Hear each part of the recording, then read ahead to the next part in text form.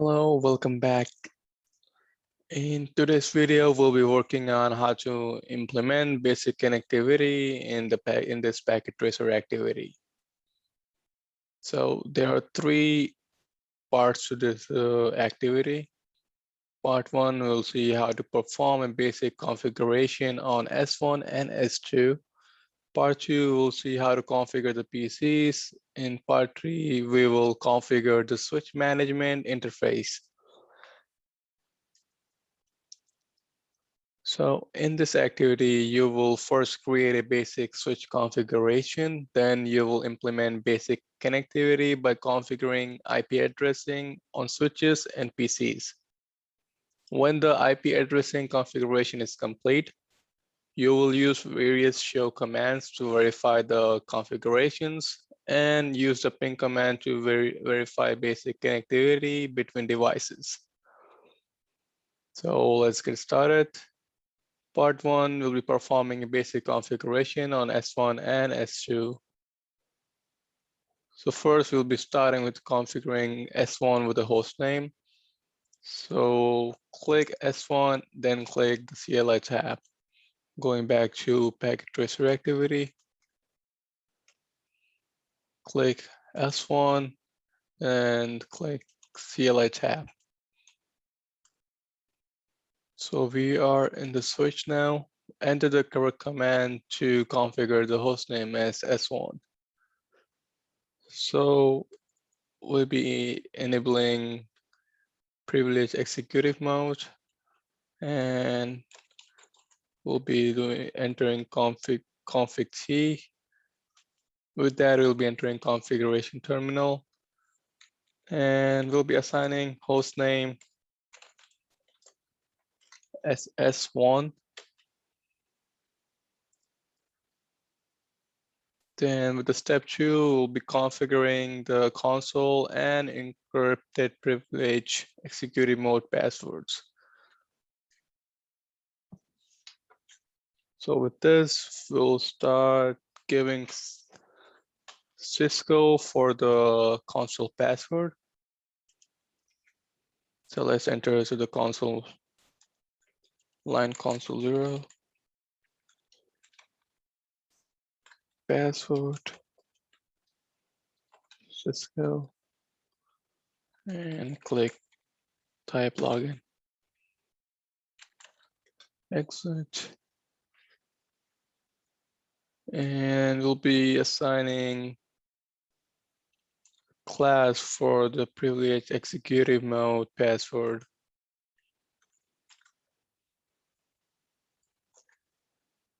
Enable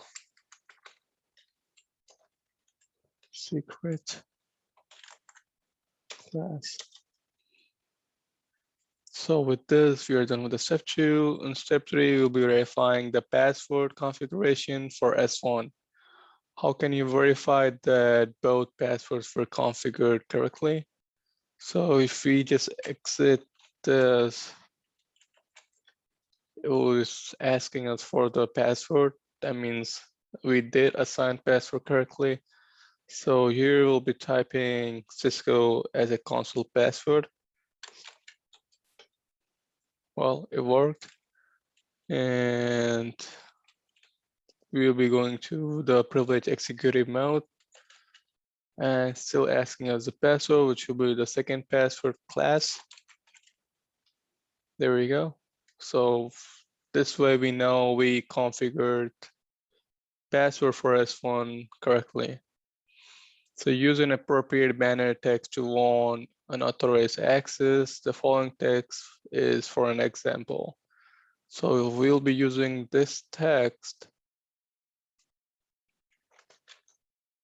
for a banner text on our switch 1. So go to config T, banner, MOTT,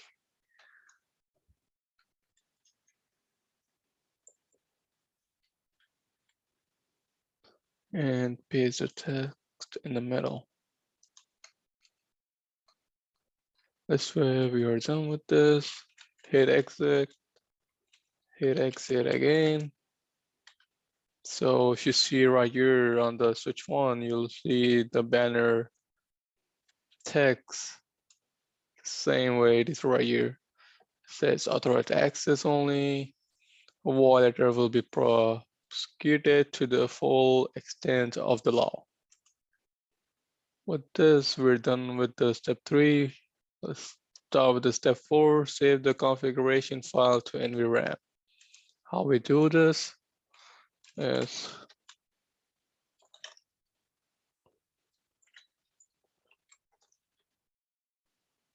it will copy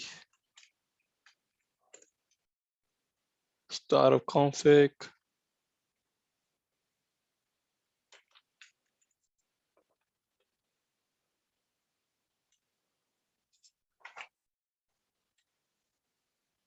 and running config.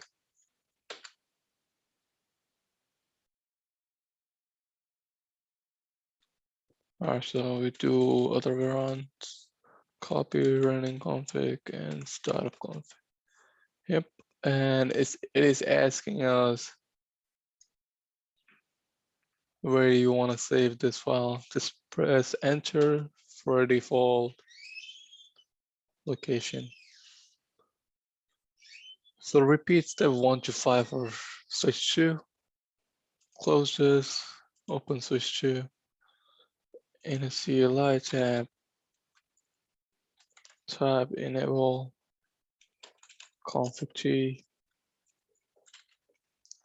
host name S2, line console 0, password Cisco, login, and exit. So enable password, let's say enable secret, class for privilege executing mode password, and banner td paste, enter, exit, exit.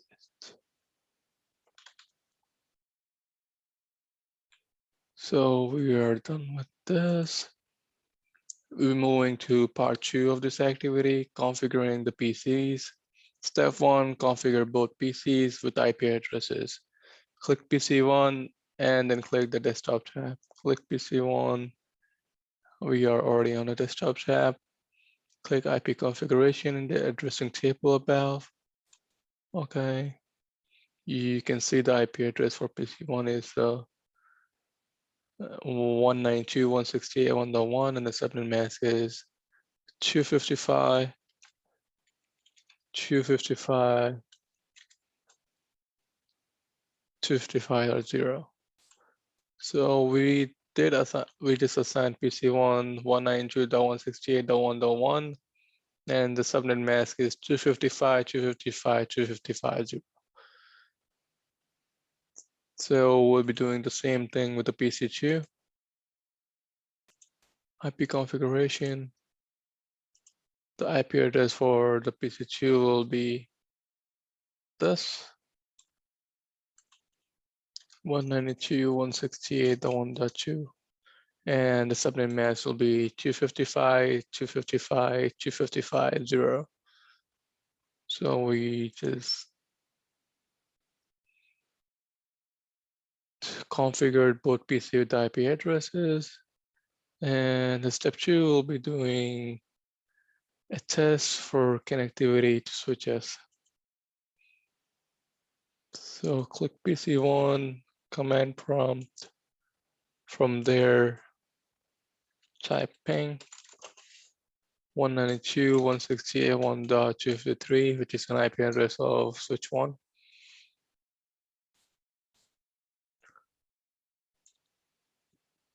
So we see right here, it is not pinging, which we are not getting replies because the PC. So the reason we are not getting replies is because the switches are not configured with the IP addresses yet. So we have to go back to the switch 1 and switch 2 and assign them an IP address. So in part 3, we'll show you step-by-step instructions on how to assign IP addresses on switch 1 and switch 2. So step 1, configure switch 1 with an IP address. Click S1 and we are in a CLI tab. From there, click config T. And we are in a configuration terminal. From there, click interface, VLAN 1, and just assign an IP address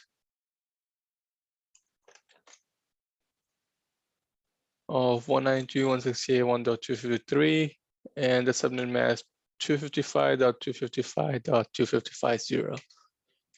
And after that, just click no shutdown and exit. The same thing with the switch 2. Let's go. Enable glass config T interface VLAN 1.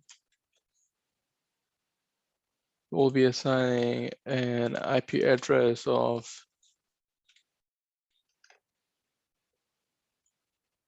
192.168.1.254, and the subnet mask will be 255.255.255.0. And again, no shutdown.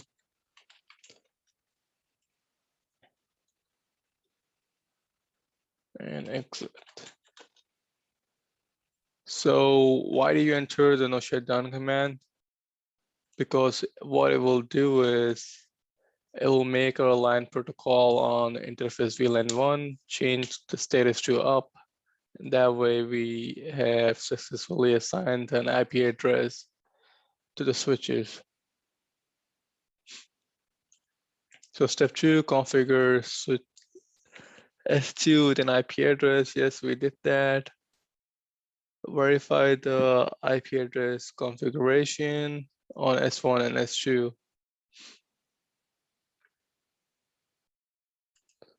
Also on the switch 2,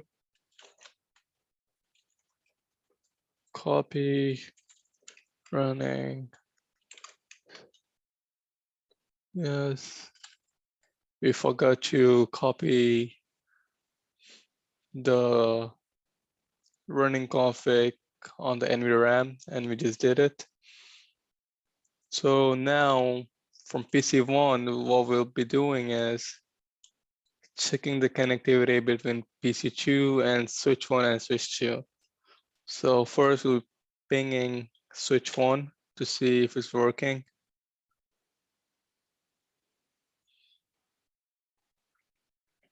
There we go. So the first, we get 80% reply, and from the next time we can get 100% reply from all of them. So we just did the switch 1. We'll be doing switch 2.